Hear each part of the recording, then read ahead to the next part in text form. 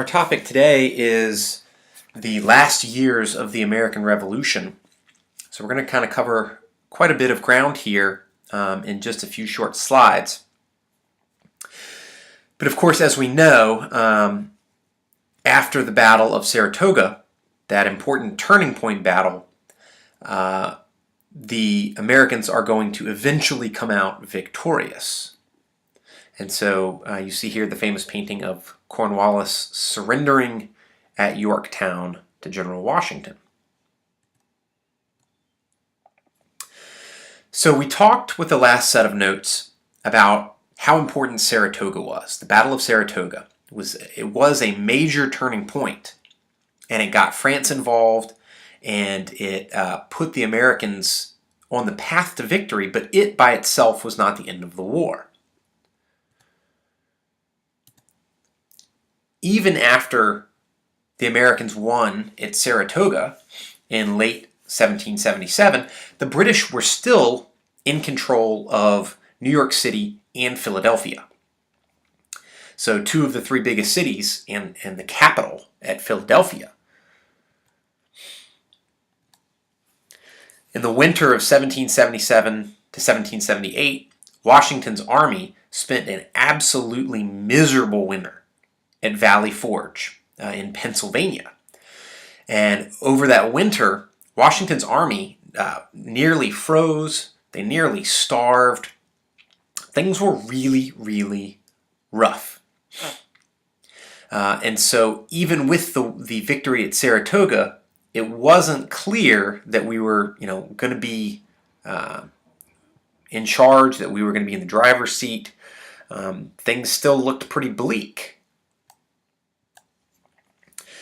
But once the winter ended, and we got through that really tough winter at Valley Forge, France started taking part early in 1778. So the French come over with their ships and their soldiers and their supplies, and that is what really helped us to sort of get over the hump and get in the driver's seat and take charge in the American Revolution. The British decided to focus their efforts on the American South. Up to this point, there had been some fighting in the South, but not really that many major battles. And so the British decided to withdraw from Philadelphia. They said, all right, we're going to leave Philadelphia, we're going to move south. We're going to move into Virginia and the Carolinas and try to hit the colonists in the South. There was a lot of fierce fighting in the Carolinas, some really, really tough battles. If you've ever seen the movie The Patriot with Mel Gibson, you can kind of think of that scenery, that level of ferocity, and remember that Americans are fighting on both sides here. You've got some Americans fighting for the British, you've got quite a few fighting for the Continental Army. And for a good while, the fighting just sort of continues. It goes back and forth. Both sides won some battles. The Americans won several battles, the British won several battles, but neither side was able to really do enough damage to the other to end the war. So if you think of it in terms of like a boxing match, right? You've got two big tough fighters who are walking around the ring. They're beating each other up pretty bad, but neither one of them is able to knock the other out. And that was the situation that we found ourselves in. And that continued for several years until 1781.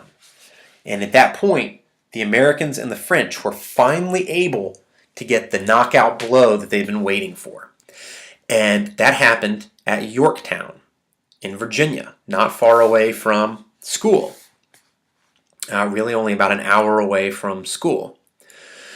What happened was the American Army under Washington was able to trap the British Army under a guy named Cornwallis And Cornwallis was holed up waiting for the British Navy to come rescue his army. So he was trapped up against the water. He couldn't get out on land because Washington had him trapped. And so the only way out was for the British Navy to sail up and rescue him. Well, the French Navy was holding off the British Navy. So basically, Cornwallis found himself trapped. Cornwallis surrendered his army, and while it technically was not the end of the war, it effectively ended the American Revolution. Once Cornwallis surrendered, the British government pretty much considered the war lost and began looking for a way to sign a peace treaty with the Americans.